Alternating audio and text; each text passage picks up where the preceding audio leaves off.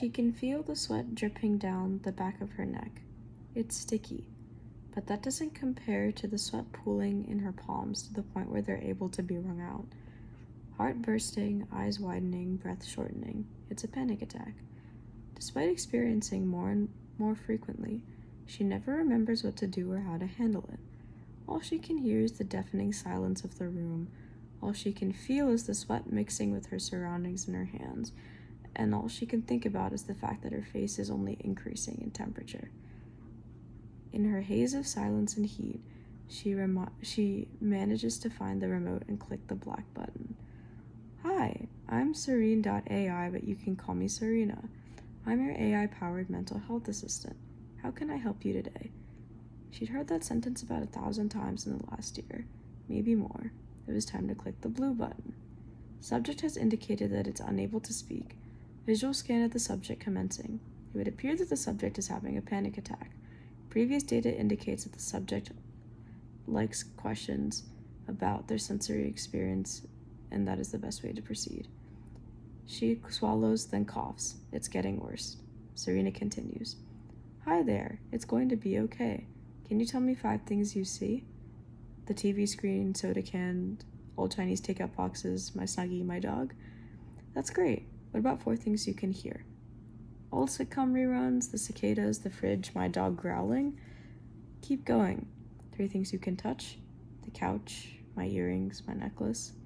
2 things you can smell. The couch and my dog. 1 thing you can taste. Sweat and maybe some water. Good job. How do you feel right now? Please rate on a scale of 1 to 10. Additionally, how helpful was I?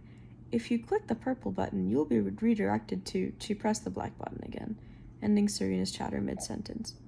It had been about 5 years since Serena had been mass released to the public, 4 years since she tried it, and 3 years since she's become dependent on it, but she never pressed the purple button.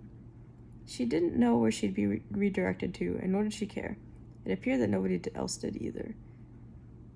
Serena had taken the world on by storm, first as a desktop app, then as a mobile app, then a robot, with version 5.0 on track to be released soon. It had completely disrupted the mental health space. People were so excited that they had something, even if it wasn't a someone to talk to, they were willing to overlook just about anything. It didn't matter how Serena learned, or what she observed from someone's most intimate moments. It didn't matter that Serena had single-handedly slashed the number of working therapists to a fraction of what it used to be.